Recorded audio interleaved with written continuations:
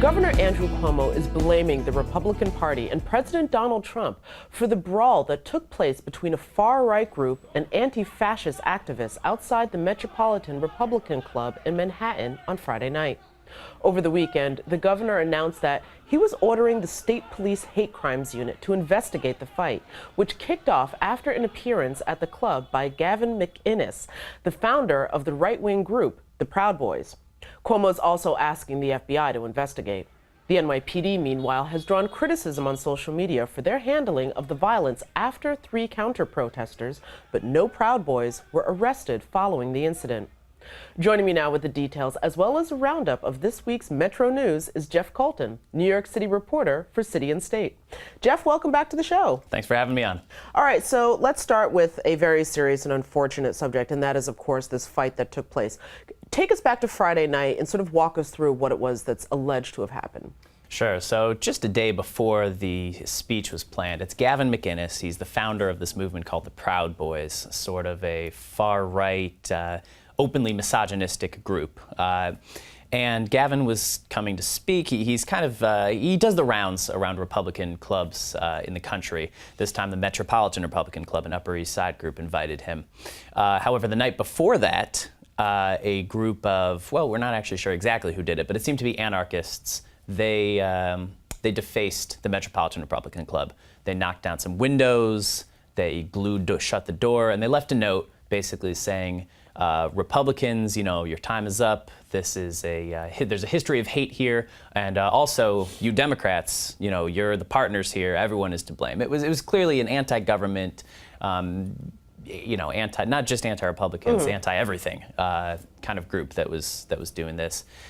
Immediately, the Republicans statewide jumped on this, and they said, we are under attack. You know, obviously there are people unhappy with us, and it has escalated from there.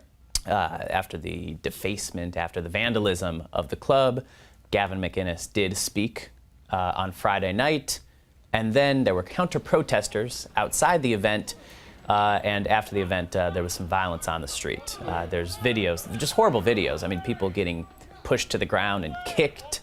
And that seems to be the crux of what's got most people riled up right now. Exactly. Yes. I mean, this is going back over a couple days, but it seems the violence Friday night is the main focus here, as it should be. You know, there's a difference between violence against people and knocking down a few windows. Now, what about the criticism of the NYPD? The NYPD has been criticized for not arresting, well, allegedly not arresting the Proud Boys, the ones that were, you know, kicking people on the ground. I think at this point, nobody has all of the information, all of the videos, but there was clearly violence against these counter-protesters, the people unhappy with the Proud Boys being in Manhattan. And there have been only 3 arrests, it seemed to be, of the counter-protesters, the people unhappy with the Proud Boys, potentially the people that were on the ground getting kicked. People have alleged, Democrats mostly, have alleged that the NYPD has been soft on the Proud Boys group, not arresting ones who maybe deserved to be arrested, possibly were committing crimes on the streets of the Upper East Side on Friday night. And this, of course, would play into why the governor is asking for these investigations. He said, you know, this is an issue. He's going to put the state police on the story. The FBI is coming in, and all of this. I mean, this has escalated so much because the Proud Boys is a recognized hate group by the Southern Poverty Law Center, kind of the overarching national group that follows hate groups and you know, classifies them, that sort of thing. So this is far beyond the borders of New York City. This is really a national issue. And just for the record, what is the state Republican Party saying right now, and especially someone like Marc Molinaro, who is running for governor? He immediately really stoked the flames. He said, you know, Governor Cuomo needs to apologize for our club getting attacked. Since then, Molinaro has backtracked somewhat. He has said that Gavin McInnes, this Proud Boys leader, never should have been invited to speak at this club. He said, oh, he didn't know who McInnes was. He's read up on him a little bit in the days since. And, you know, Molinaro said he doesn't stand for his branch of the Republican Party. First of all, thank you for recapping all that, but I could not have you here without talking about our favorite section, winners and losers across the state. And so we have two big New York issues. We have a big winner being Michael Mulgrew with the teachers union. Tell us about that. That's right, yeah. The teachers union, the United Federation of Teachers, has reached a contract with New York City. Education is the biggest piece of the New York City budget, and paying teachers is the biggest piece of the education budget. So, I mean, we're talking billions of dollars here. They reached basically a 4-year contract. The teachers are going to get a raise. They're going to get some back pay. And the union leader, Michael Mulgrew, he's our winner this week because he's very happy with it. Generally, New York City Mayor Bill de Blasio has been pretty receptive with unions. He's had good relationships. This is just the latest example of a favorable contract to these unionized teachers. All right. And a big loser would be John Liu. Why is he a loser? That's right. Former New York City comptroller. He's been in politics for years.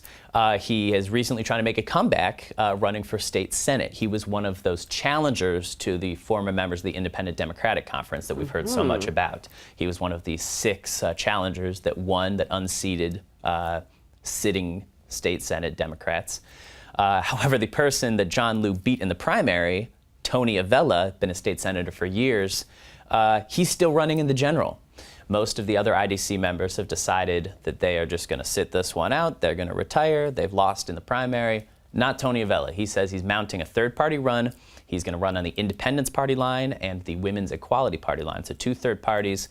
And basically, we made John Liu a loser because he should be just cruising his way to a general election victory right now, but he's going to have a challenge. He's still up against somebody who has been on the ballot many times before, popular guy in the district. All right. Well, I think, once again, another good reason for people to get informed, know your ballot, and get out the vote. Listen, Jeff, thank you so much for joining us. There's so much more I could keep talking to you about, but unfortunately, we're out of time.